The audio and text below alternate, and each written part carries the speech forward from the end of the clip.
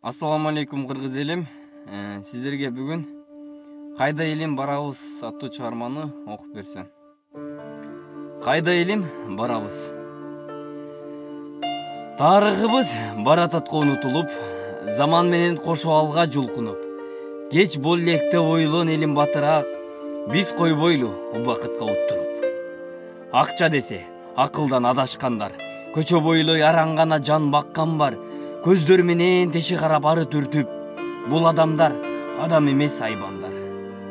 Күйүттөн жашоосун үзгөнү бар, күнөөсүз зынданга түшкөнү бар, күлүп жүрөт эчтин баарын кылып алып, ойлон кыргыз Аллахымдын акыретте сурагы бар.